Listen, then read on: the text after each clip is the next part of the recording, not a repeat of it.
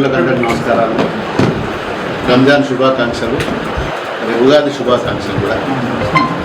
ముఖ్యంగా మొన్న జరిగిన అసెంబ్లీ సమావేశాల సందర్భంగా మరి నిజంగా దుబ్బాక నియోజకవర్గం గత ఎన్నో సంవత్సరాల నుంచి వెనుకబడ్డది వాస్తవం. మరి ఎన్ని ప్రభుత్వాలు వచ్చినా మరి గతంలో మా ప్రభుత్వం ఉన్నప్పుడు కూడా మరి సరియైన నిధులు రాలేదు. ఇది జగమెరిగిన సత్యం. మరి మొన్న నియోజకవర్గానికి సంబంధించిన అన్ని మండలాలకు సంబంధించిన ఇష్యూస్ మీద నేను అసెంబ్లీలో కూడా ప్రస్తావన చేయడం జరిగింది. ముఖ్యంగా దుబ్బాక అంటేనే మరి ఒక మూడు ముక్కలాట. ముఖ్యంగా చెప్పాలంటే ఒక తీన్ పత్తా లెక్క ఉన్నది మాది. ఒక రెవెన్యూ డివిజన్ లేక నానా అవస్థలు పడుతున్నాం.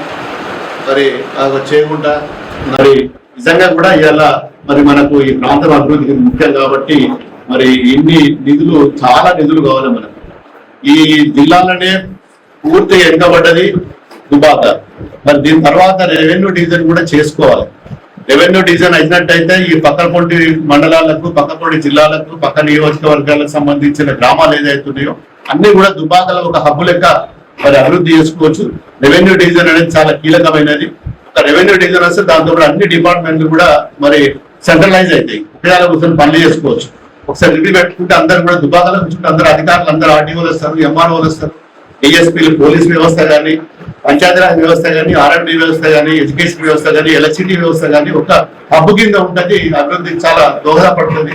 ప్రతి అంశం ఇప్పుడు అన్ని వేరే వేరే నియోజకవర్గాల నుంచి, వేరే వేరే జిల్లాల నుంచి మరి ప్రాతినిధ్యం వహించిన అధికారులు మరి ఇక్కడ పనిచేయలేకపోతున్నారు. కాబట్టి ఖచ్చితంగా ఇంకా 3 సంవత్సరాలు ఉన్నది.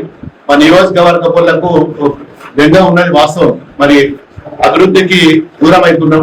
మరి ఇక్కడ మొన్న గెలిచిందేమో మరి అధికారం ప్రతిపక్షంలో ఉన్నాం. మనం అభివృద్ధి అవుతుందో కాదో అన్నారు. ఖచ్చితంగా నిలదీద్దాం, కొట్లాడదాం. ప్రభుత్వంతో ఎక్కడికైనా పోదాం, ఏ ధరణకైనా సిద్ధం, రాత్రి కష్టపడదాం.